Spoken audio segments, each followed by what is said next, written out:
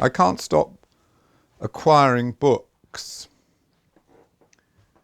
It's a kind of necessity. But I'm not guilty about it. Books to me are like oxygen. I'm a fish swimming in an aquarium of the intellect. The library comes into its own in winter. Summertime I like to get out, away, gone. But in winter, some people go to the Caribbean. I like January, February in London, pottering about and travelling in my mind, planning where I shall be going when the days get lighter.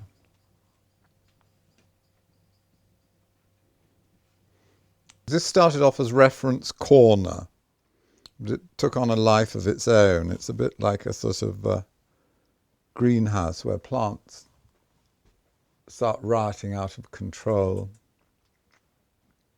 Thomas Mann, Buddenbrooks, The Decline of a Family. I haven't read that. That's waiting for me. Good. Most of my friends have read everything. I'm not in that class. And that's wonderful. I'm so glad I haven't read everything. I have such a wonderful future awaiting me. Writing is a kind of, like all the others, it's like a pyrotechnic activity. You're sending up firework displays of the imagination, illuminating the darkness. And all these authors were fabulous at that. I mean, they may not all be to my taste, and I may not agree with what they had to say, but they could all do a brilliant intellectual firework display. We have temperament, you see, and we gravitate to what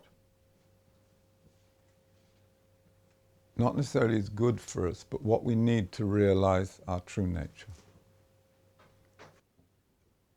I remember when I visited Krishnamurti and I asked him to sign one of his books. Oh no, he said, I can't. My books are so dreadful, I'm not happy with any of them. And I said, oh, please do. He said, all right, I'll initial it in the corner.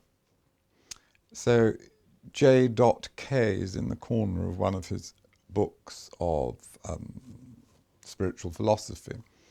And he said, but why do you want it inscribed? And I said, well, it's just evidence for my eyes that, in fact, we did meet. It's kind of an actuality. One does need grounding in the physical world. This is why the electronic book means nothing to me, because a book is a physical object too, and writing to me is a physical act. It's a sculptural act as well as an intellectual act. The two come together. I write with a fountain pen in the first place, and then I move for the second draft onto the computer. Do you think writers are odd? I don't know.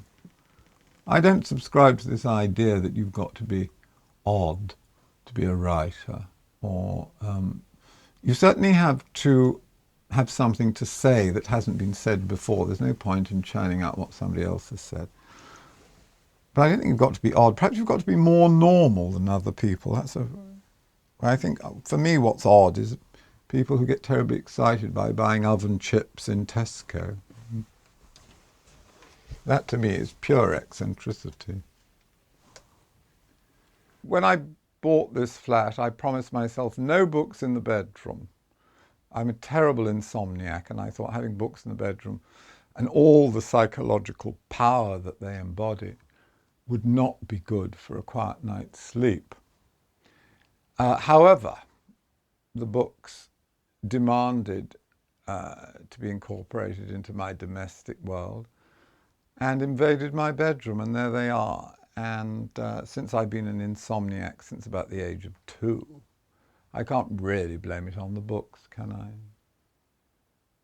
But I think if the books weren't here, I'd feel much more claustrophobic than I do living in a rather small flat in central London. There's something about the lushness, the richness, the open door quality of a book. Open a book and you're opening a door. But all these books just remind me of worlds beyond worlds, and they are an expression of freedom. As we know, the first thing dictators do is control books, control what people are allowed to read. Well, you'll find all sorts here. The problem of Russia. So much that's wonderful and so much that's ghastly. And it's all there in the literature. This is a little French chair given to me by my friend Keith. When he thought I was buying a country cottage, I put in an offer, but the offer was turned down and people got more the my offer eventually. But so I've got a French chair in front of French books, and it's a very comfortable place to sit. Probably the most comfortable place in the room. The French, I think, respect literature more than the English do. Whether that's important or not, I don't know. Sometimes respect can be a very suffocating emotion. We hear a lot about it today, but respect is a byproduct of something more profound, I think. When you turn it into an objective in itself, I think it's pointless. The Greeks and the Irrational, that's a good book by Mr. Dodds.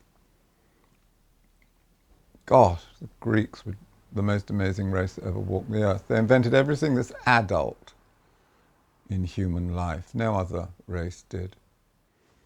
Everything that is sane in our world comes from the ancient Greeks. So I love foreign literature because it's coming from another world.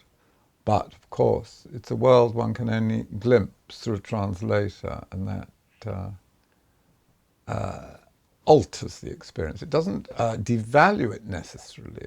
Well, perhaps it does, but it doesn't make it worthless, that's what I mean. So I've got loads of books of foreign literature, just to give me whiffs of other worlds. I love that. I'm not anti-English or anything like that, because I've got loads of English stuff. But I've always wanted to wander, and I can wander very conveniently in my library, see what other people are up to in entirely different places, entirely different cultures. How are they dealing with the problem of breathing in and out before you drop dead?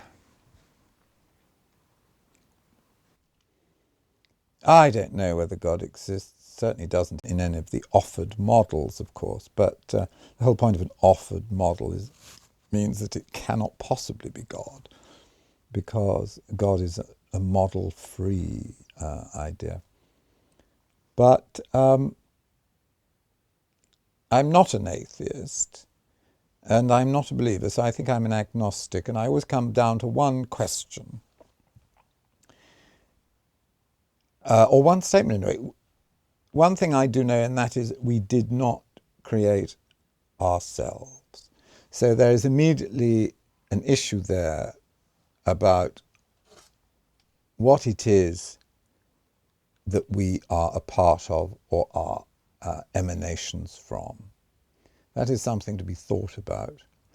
For me, it all disappears in mystery, and I can think of nothing worse. To me, hell on earth is to discover that you know all the answers. It's so exciting. Life is only worth living when you realize that at the end all your questions vanish into mystery. This makes being alive so exciting. Having the answers is the kiss of death.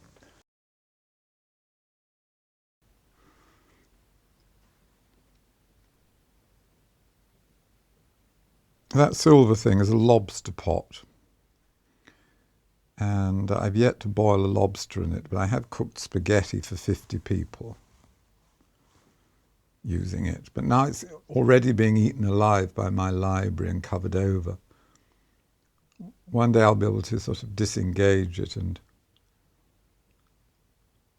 use it for cooking once again. Where did I buy it?